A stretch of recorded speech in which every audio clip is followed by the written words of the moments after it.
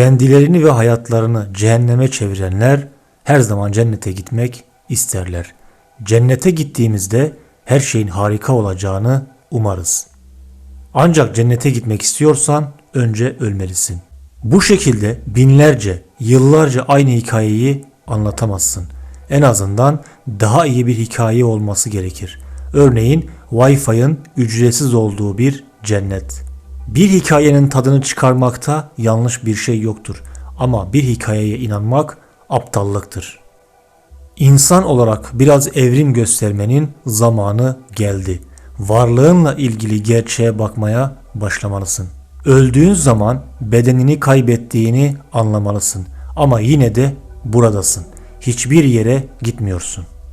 Sadece boyutsal değişim.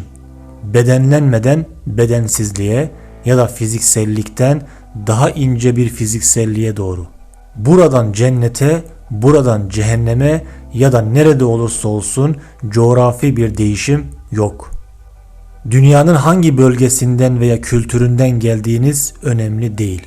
Her kültür bir insan öldüğünde onun barışçıl bir şekilde ölmesine izin vermeniz gerektiğini savunur. Bu arındırma aşamasında eğer hoşluğunuz çoğalırsa cennette olduğunuzu söyleriz.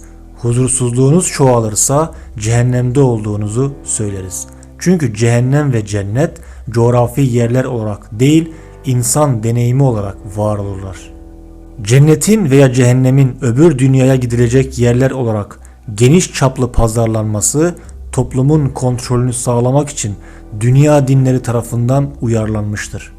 Bireyleri veya insan gruplarını nasıl kontrol edeceklerinin ardındaki fikir buydu. Eğer insanları gerçekten cennet gibi yerlerde her şeyin daha iyi olacağına inandırırsan, sadece onların buradaki hayatlarını mahvedersin. Fakat insan zekası harekete geçtiğinde kaçınılmaz olarak sorular soracaktır. Yakın bir zaman içerisinde kutsal yazılar ve gökler tamamen çökecek.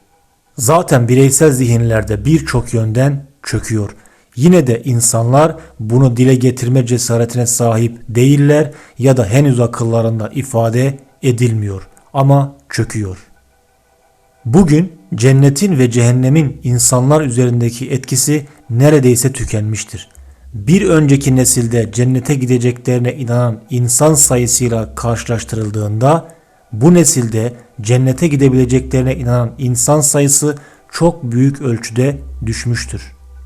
Dünyanın her yerinde bu umut çöküyor ve önümüzdeki birkaç 10 yıl içinde daha da hızlı çökecek. Bunun dünya için birçok sonucu var.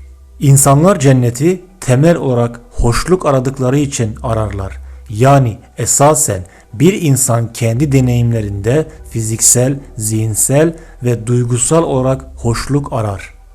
İnsanlar tüm hayatlarını mutluluk denen bir şeyi başarmak için harcıyorlar. Aslında mutluluk bile değil, onlar da bundan vazgeçtiler. Bugün sadece huzur istiyorlar. Bu onların hayatlarındaki en yüksek hedeftir.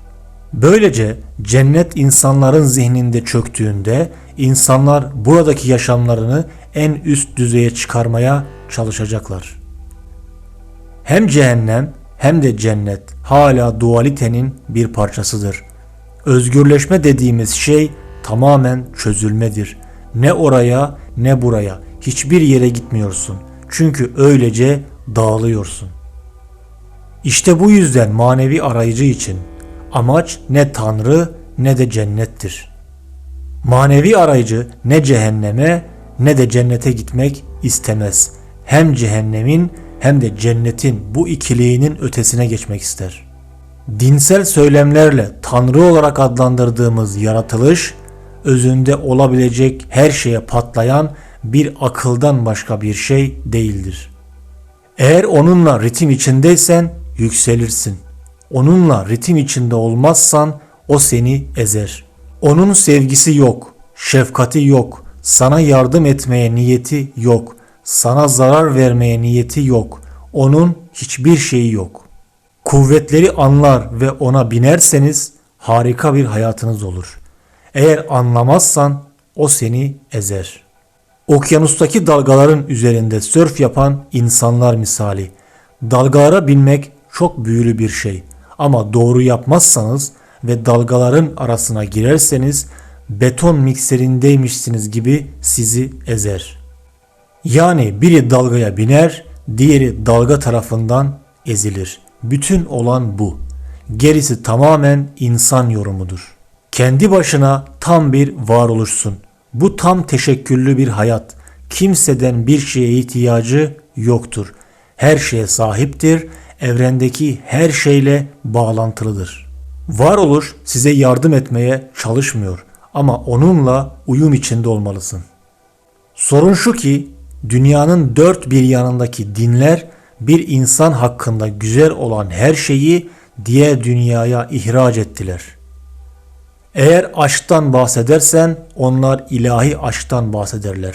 Eğer saadetten bahsedersen onlar ilahi saadetten bahsederler. Eğer barıştan bahsedersen onlar ilahi barıştan bahsederler.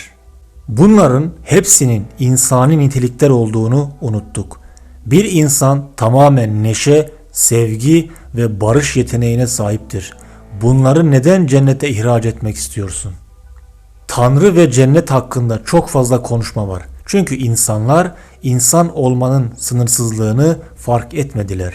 Açıkçası yaşamın kaynağı bir şekilde içinizde zonkluyor.